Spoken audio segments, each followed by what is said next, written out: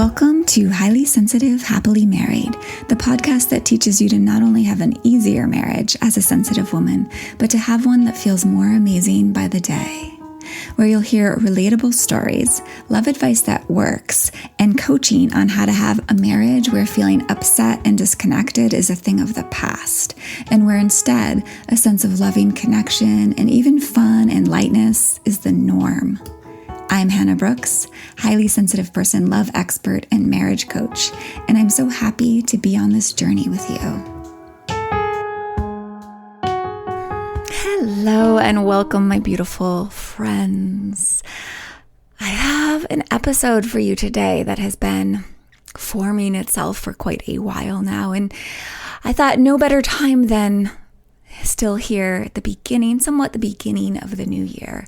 So today we are going to be diving into this 3 simple things you must be able to do to have a good and even amazing marriage as a highly sensitive person. And I've really been thinking about how simple it is to actually make your marriage so much better, right? Even amazing. Like, I've been zooming out and looking at the essence of what it takes. So today I'm going to take everything that I've shared on this podcast and everything I teach my clients to do and everything that I have done to make my marriage the amazing, loving, thriving one that it is, and boil it down into the 3 things you must do to have the same yourself, right? In a really simple, clear, non-complicated way. And I want to do this partially because I have a hunch that I may communicate things sometimes in a way that makes them feel sort of complex or very involved. But it's actually not. It's actually simple. The things that you need to be able to do are not complex to have an amazing marriage. And my hope for you is that by hearing how simple it actually is, you will feel encouraged and hopeful and more motivated to make your marriage the one you want. Because in simplicity, there is clarity, there's more lightness, right? There's no overwhelm, there is more ease. And that's what I want for you. I think so often when we're like, oh, we need to work on our marriage, right? Like, our marriage is hard. We need to work on it. It's got this, like, you can hear it in my voice, right? Like this weight to it and this heaviness, which makes sense, right? It's a serious thing. But I think sometimes it can feel so heavy and so complicated, like, and that it's such a struggle to figure it out, that just makes the work really hard and not fun. Right. And so again, like, in this simplicity that I want to offer you, I hope that it will help you feel some more lightness around it and some more clarity around it and some more ease. So I've stepped back and looked at the big picture. And what I've found is it's really just these 3 things, just 3 things that need to be happening that you can really lean into to make your marriage the happy, fulfilling one you want. And again, it really is actually that simple. But I want you to be clear that I'm not saying easy, right? There's a difference between simple and easy. So within each of these simple things to do are various pieces to work on, skills to build, things to be addressed and shifted inside you in your unique marriage, right? That are unique to each of you. But the framework is basic and simple. The essence of the thing, the goal of the thing is always going to be these 3 simple things. So in my many years of working with highly sensitive women to make their marriages connected and supportive and lighthearted and deeply loving ones, this is what I've found is required to get there, right? The what you need to do in the most general sense. The 3 whats that you need to do, okay? So the first one is love and believe in the being that you are, sensitivity and all. 2, know how to move through and out of negative emotions, okay? The emotions that hurt love if stuck in them. Now, I say negative emotions kind of with some like air quotes around it because it's an easy way to talk about sort of a category of emotions. Ultimately, I don't believe that there's any wrong emotions and right emotions. Like negative emotions aren't wrong, right? And positive emotions aren't right. But negative emotions can lead to things that we don't want in our relationships and in our life, right? So that's the second thing here is know how to move through and out of negative emotions that hurt love if you're stuck in them or you're living from them, okay? The third piece is know how to move into emotions that foster love and connection that actually keeps increasing over time, okay? So that's it. Like write those 3 down. This is the what we all need to do, to be able to do for thriving love. Every day in my own marriage, this is what I'm doing. It's what makes my marriage so amazing. Over and over, I do this every day. And it really keeps me able to stay out of the clutches of disenchantment. If you've heard me talk about disenchantment, I'll be talking about that more. But like unhappiness, we could just say in my relationship, and into what I call real enchantment, right? Which is like the real deep connected love. I mean, like just to illustrate this, like a little example from this morning, as my husband was leaving for work, he got this look on his face and was like, ugh. And it was obvious that suddenly something was wrong. And in the past, I might have even like taken that on a little bit, right? But my work of being able to love and believe in myself, and this might sound a little obscure to you, but this is true. Like being centered in that first and foremost allowed me to just stay like centered, right?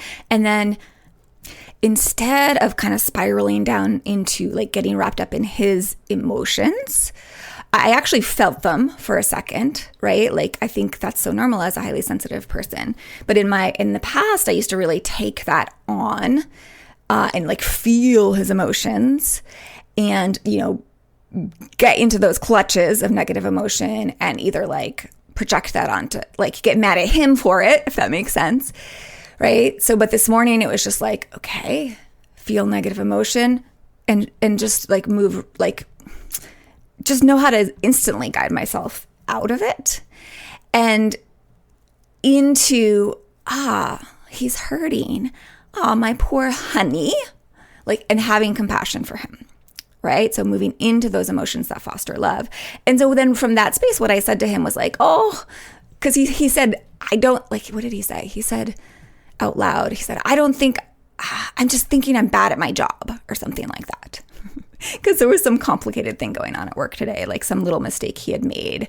It was just an oversight. And so I said to him, I was like, well, don't let your brain tell you that you're not good at your job because everybody makes mistakes.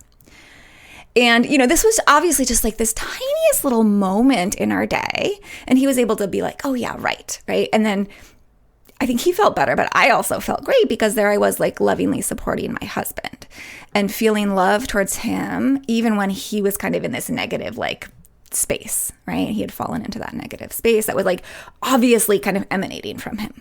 So I think you'll probably all resonate with that.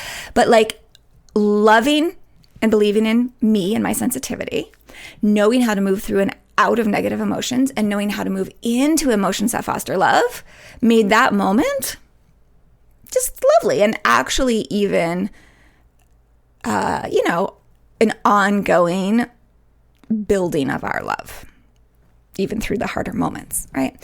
So these 3 steps are what you need to do to be able to, like I said, move into deeper and better and more connected love, like, and move yourself out of that disenchantment and the unhappiness that so often finds its way into our intimate relationships, right? So these 3 steps are what you need to do that in the most large general sense. And then my 4-step process that I've shared about on the podcast before, that's actually episode 72. And that's the 4-step process that I take my clients through. That is the how, right? The how you do all this. The three things that I shared, the 3 steps are the what, the things you need to do. The 4-step process that I take my clients through is the how, right? The exact steps to be able to do this always. And those are, just in a nutshell, becoming like sensitive awareness, becoming aware of your brain's programming and your nervous system and yourself, right? Then step 2, taking 100% responsibility for you and how you think and show up. And then 3, taking charge of your feelings. And then 4, loving on purpose. You don't really need to know those right now, but those are the how. And I break them down as I move my clients through them. And, as always, and I will be giving more on the how of these 4 steps in this podcast. And the truth is, every episode I've done on this podcast fits into one or more of these steps or categories. So you've been learning some of this as I go along, but it might not have sounded so simple, right? So the what, the 3 things that you need to be able to do that I've just mentioned: love the being you are, know how to move through and out of negative emotion, and know how to move into emotions that foster love. This may sound overly simple, but the truth is, when you can do all those things, everything positive and good and healthy in your relationship flows from there.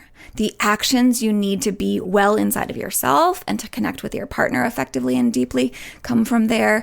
Words to be said, like communication that works, comes from there. Problem solving comes from there, right? And again, activities that bring you closer and more connected.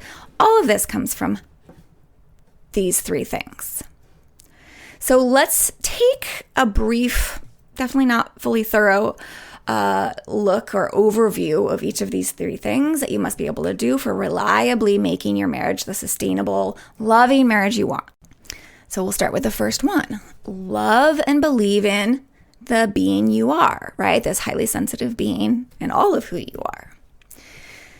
So my 4-step process, right, the steps that I take my people through, teaches you the hows of all of this. Like, how do you actually love and believe in yourself, right? So my 4-step process teaches you how, right? By developing sensitive awareness of yourself, of your nervous system, of your need for self-care, and by taking your power back over your brain that keeps you from believing in yourself and loving yourself.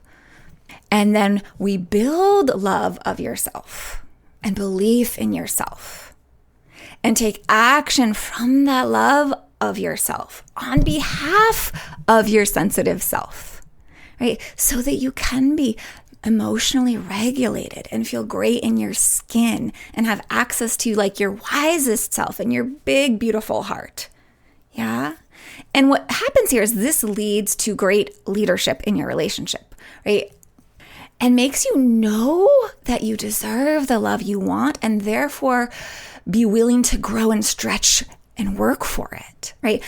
Instead of waiting for someone less skillful and relationship oriented to bring it. And by that, I mean potentially your partner, right? When you're rooted in self-love and self-worth, you're going to be doing what it takes to bring yourself what you most want, which is a fulfilling, loving, amazing marriage. All right, let's move on to the second piece here. Know how to move through and out of negative emotions that hurt love if you're stuck in them. So again, my 4-step process teaches you all you need to work with your own brain again, right? And your body and your nervous system to not just prevent tons of unnecessary negative emotion, so you don't act from them in ways that hurt your relationship or backfire, right? Like when we're in a lot of negative emotion, what oftentimes happens is we act from that negative emotion, and that oftentimes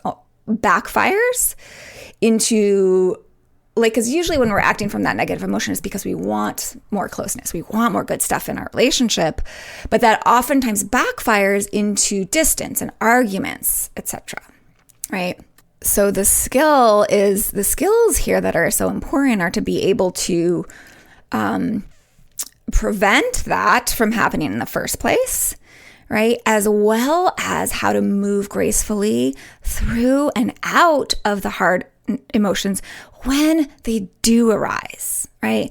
Again, without like wreaking havoc on the relationship. So we want to prevent them from occurring when they don't need to occur. And then when they do rise up, we want to be able to move through them gracefully so they don't wreak havoc on your relationship or on yourself, right?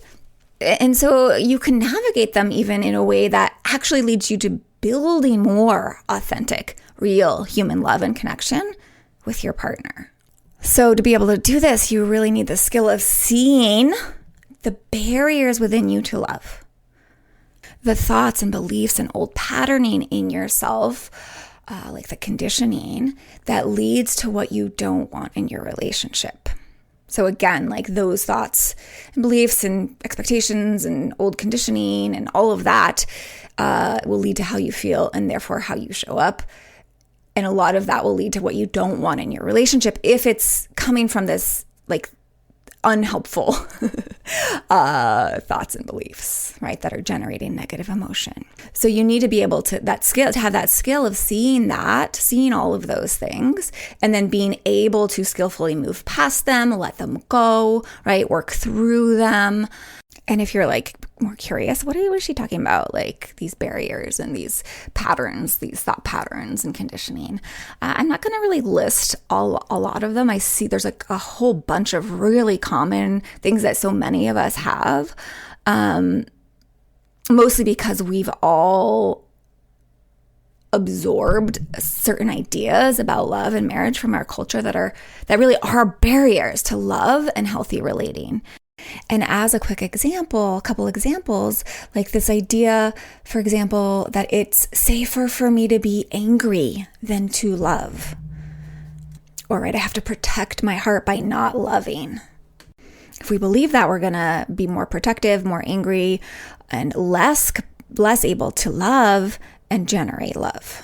Another common one I see a barrier to love is like this belief like that if he loves me, he will do what I want. He'll come to bed on time. He'll shovel my car off for me. He'll, hug me more. He won't snap at me. That's a big barrier to love when we believe that. Another big barrier is he makes me feel this way. He makes me feel how I feel. And the thought patterns of like taking things personally, like when we're like, oh, he thinks that about me, so it must be true about me. He thinks this, he has this judgment of me, that must be true about me. That's kind of one of the taking it personally thought patterns that hurt so much. And this is really conditioning. These are things we've picked up, ideas about relationships and ourselves, etc., that we've somehow picked up, beliefs that we've bought into. And they are truly barriers to good love, to easy love, to healthy relationships. And when we're believing them, when those are going on inside of us, those thought patterns, that conditioning, they lead to us feeling lots of negative emotion. But the skills involved here, again, are being able to see them, to see the conditioning, to see all that stuff, all those beliefs in the basement, right? All the thoughts, etc. We talked a lot about this last episode. To be able to see these barriers that generate negative emotion in your relationship and let them go, move through and out of them. And the power of this is not only do you feel so much less bad, but it also leads to you being able to show up in a way with your partner that is so much more conducive to connection and understanding and love. Like your actions with him change, the way you interact with him changes. Like you're able to talk calmly about things instead of complaining or yelling or fuming or arguing, right? You're able to make requests instead of demands or accusations. You're able to navigate disagreements about the kids or your home or your schedules or other things in your life together without, descending into real conflict or power struggles or control or criticism or hurt, right? And when your actions change and you stop doing all this, so will his. Because humans are responsive creatures. And the result of this is a relationship that's so much less fraught with tension and distance and misunderstanding and disconnection and all of that. And not only that, but knowing how to reliably prevent and move free of your negative emotions will free you up to start to tune into the love that's really already there in you and in your partner for each other. And to be able to notice and cultivate more connection and love. Like, want to be able to do that more freely because you're not weighed down by all these barriers, by all this negative emotion. Which makes this next step, this third thing you need to be able to do, really natural, come naturally. And that, again, is to know how to move into emotions that foster love and connection that keeps increasing. So when you can do this, obviously your relationship just gets better and better over time. So many people miss this piece entirely, right? Miss doing, or like just don't do the proactive work of cultivating the emotions of love and connection and acceptance and peace and compassion and fondness and humor and joy and attraction and passion, and also like self-confidence and self-worth and inner safety and security, right? I think what happens is we think that this all should just be happening naturally in our relationships and inside ourselves, but maybe that's just because we don't realize that we can create this, that we can guide ourselves into these emotions. And that's why my last 2 steps of my 4-step process, like the how of doing all of this, those last 2 steps are mastering emotional agency and loving on purpose. These last 2 steps teach you how to guide yourself into these emotions on purpose, right? Proactively, instead of just passively waiting and hoping they'll fall into your lap. So my 4-step process teaches mastery of this, teaches you to be able to move into these emotions that foster love and connection that keeps growing. You want to be masterful at this, right? At being in these emotions, at choosing them, at steering yourself into them. Because for one, it's going to feel so much better, right? Like love, joy, peace. This all just feels so good in your being, right? And it's so healthy. Like your body, your physical health will thrive along with your emotional health when you know how to do this, right? For 2, you want to be able to do this because it frees you up to want to do more of the connecting work, right? To have those conversations and do, like, for example, the heart check-ins I've shared about, or some of the connecting activities I talk about on the podcast, or to address issues between you in a productive way, like through my conflict resolution process that's rooted in love. And really, it can be such a deeply connecting and bonding experience, and deepening experience of intimacy. Or like it will help you want to schedule date nights, right? And or to kiss for those like 6 seconds that I talk about, right? More often. And to make time for lovemaking, all of which and so much more can like continue to deepen your love and your connection and all the good things between you. And on top of all of that, and equally important, when you're coming from these emotions that foster love and connection, how you relate to and interact with your partner, right? How you like simply walk through the room or deliver your words, what your body language conveys, how you hear your partner's words or perceive his body language, all of it will be different, will be so much more positive, will be so much more conducive to love. And so much more conducive to getting a loving response from your partner, right? It'll all be so much more about love, right? Your energy will just be so different. How you show up will be so different. And it will invite such a better response from your husband, right? So you've heard me probably, if you've been listening to the podcast for a while, you've heard me talk about this. This is what I call leading love. So episode 5 is all about leading love. So if you haven't heard me talk about that, totally go back and listen to that episode. It's a good one.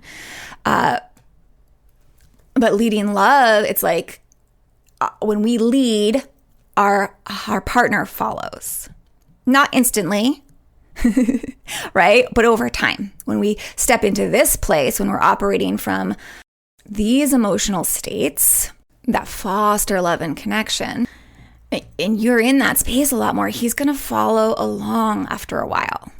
And that's when your relationship starts to feel so reciprocal, where you're both kind of leading love. And this is why my clients who take this work seriously and really learn to do this tell me things like, I'm loving my new husband, or we're laughing and having so much more fun than ever, or he's writing me love notes, right? And things are better than ever. This is the results they get by knowing how to always lovingly guide themselves through any hard emotions and into these emotions that foster love. So over time, things between them and their partner get better and better.